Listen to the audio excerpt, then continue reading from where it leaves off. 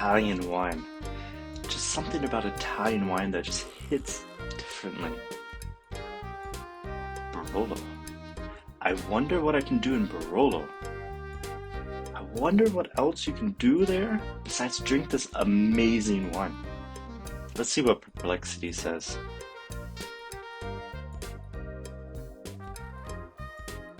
Truffling.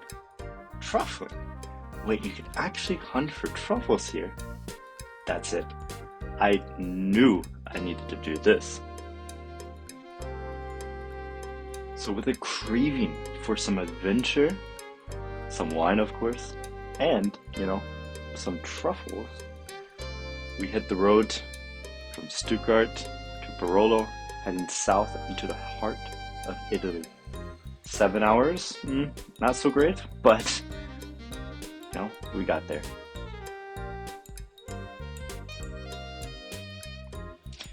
So, first stop, local town. Don't remember what the town was called, but there was some interesting architecture here when we were driving by, and some very bizarre artwork you'll see in a minute. But honestly, I'm here for something a bit more different. It's actually underground in the nearby areas. I'm literally talking about the truffles. They're literally underneath the surface. Usually they're forming between the roots of certain trees, like an oak tree and a hazelnut tree. And honestly, it's pretty crazy that it's just, you'll see in a minute, but it's so hard to see them without proper help. And they're so prized by people that they're actually called the diamonds of the kitchen. Don't know who said that, don't quote me, but I think it has a good ring to it. And one little quick fact, they're so tricky that we have to actually have trained dogs, as you'll see, to help us get along and find the truffles. Alright everyone, we're here now. We're in the forest where there are truffles, literally beneath our feet right now. Above the ground, it's quiet, it's full of secrets, but plenty of mosquitoes. Just so you know, make sure you bring pants, unlike me, but there are so many mosquitoes here, but that's besides the point.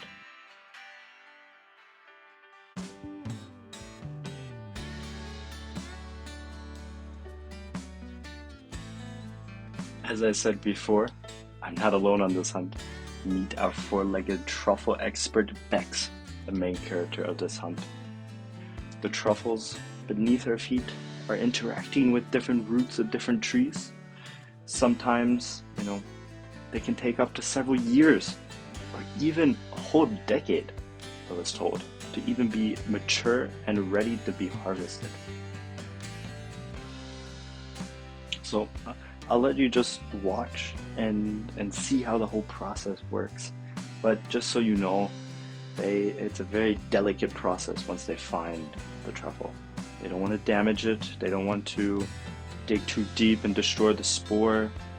It's a very delicate process. Only few people are allowed to do this.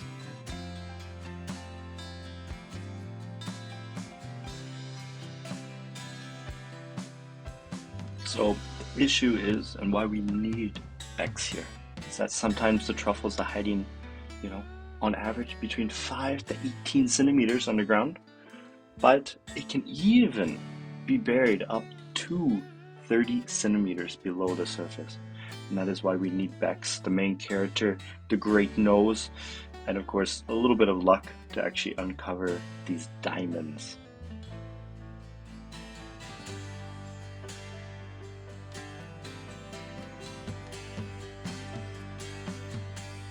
Okay, so up to this point we had found 4 or 5 truffles, so we thought the excitement was starting to near the end. But just when we thought that the end was over, the dog, Becks, he found another one. So each discovery, I really believed that it was like striking gold. Oh, we found a truffle. Oh, we found a truffle. And it was just amazing. The difference here with black truffles, which can grow pretty much year round, those can sell for €800 per kilo sometimes. But white truffles, which only can grow in the wintertime, can go for 3,000 to over 7,000 euros per kilogram. So I really understand why there's so much excitement and so much energy with trying to find these truffles. Really, there's something about this. It's nothing that you can imagine. It's like witnessing this tradition up close. It's just, part science, part art, and a lot of patience.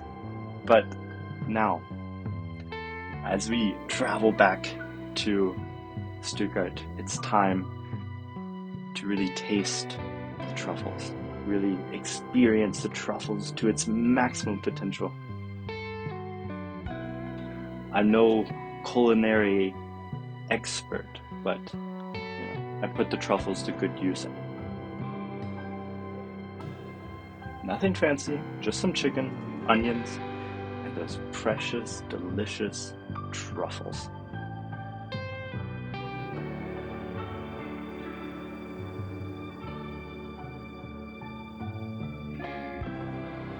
And now, right where it all started, the balcony, the wine, and a sunset over the valley.